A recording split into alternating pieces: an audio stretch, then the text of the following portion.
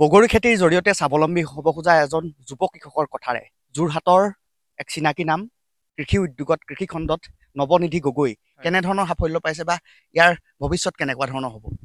নমস্কাৰ, আপোনালোকক ধন্যবাদ জনাইছোঁ।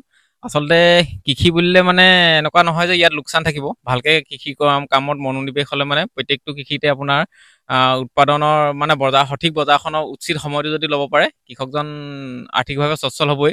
কিন্তু মই বিভিন্ন খেতিৰ লগতে তুলনামূলকভাৱে ভাবি থাকোঁ যে অলপ ৩-৪ বছৰ বা 5 বছৰ ৰোৱা কিছুমান খেতি আছে নেকি আমাৰ মাটিবিলাকত কৰিব পৰাকৈ।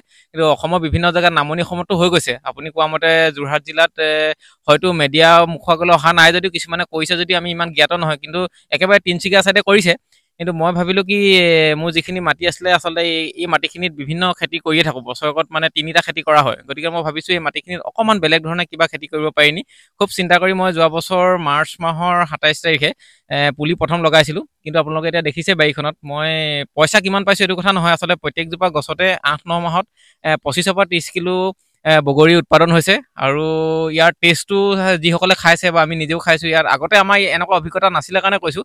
গতিকে বহুত ভাল পাইছোঁ। গতিকে মই ইয়াৰ এখন ভাল বজাৰ আছে বুলি ভাবিছোঁ আৰু অনাগত দিনত মই ইয়াৰ অলপ পৰিসৰটো বহল কৰিম বুলি নিজে থিৰাং কৰিছোঁ। কেনেধৰণে ইয়াৰ প্ৰতিপালন কৰিব লাগে? আচলতে পুলিসমূহ মই এখন নাৰ্চাৰীৰ পৰা আনা, নাৰ্চাৰীখনে বাংলাদেশৰ পৰা আনে। তাত আচলতে বগৰী খেতিটো খুব বহল ভিত্তিত কৰা হয় আৰু ভাল জাতৰ। আচলতে বহুত আমাৰ নাৰ্চাৰীবিলাকত ইয়াত অসমতো বিভিন্ন জেগাত বগৰী পুলি আমি আগে পিছে আনি পানি ৰুইছোঁ, কিন্তু ইয়াৰ আমি সঠিক ফলবিলাক নাপাওঁ। তেনেকুৱা মনৰ ধাৰণা হৈ থাকে পুলি এটা আনি পানি ৰুম কিজানি তাৰ ফলটো এবছৰ পৰত আমি কিমান বা পাম। কিন্তু এতিয়া গম পালোঁ কি ভাল যদি জাত হয় বগৰী খেতিত মানে বহুত বেছি প্ৰতিপালন কৰিব দৰকাৰ নাই, কাৰণ বছৰেকত এটা ছিজনতে ইয়াৰ উৎপাদনটো হয়। কিন্তু ইয়াক মানে আন খেতিৰ নিচিনাকৈ ইমান পৰিচৰ্যা কৰি থাকিব প্ৰয়োজন নাই বুলি মই ভাবোঁ, কাৰণ মোৰ এবছৰীয়া অভিজ্ঞতা।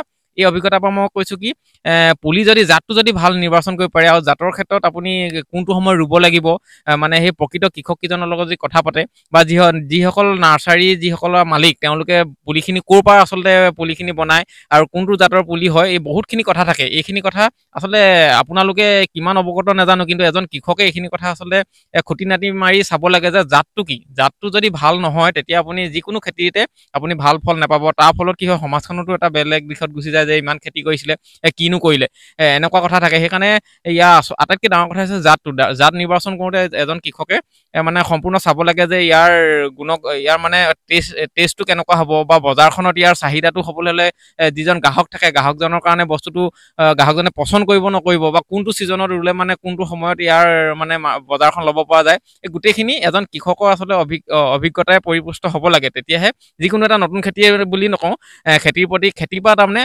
আৰ্থিকভাৱে তেওঁ সচ্ছল হ'ব পাৰিব।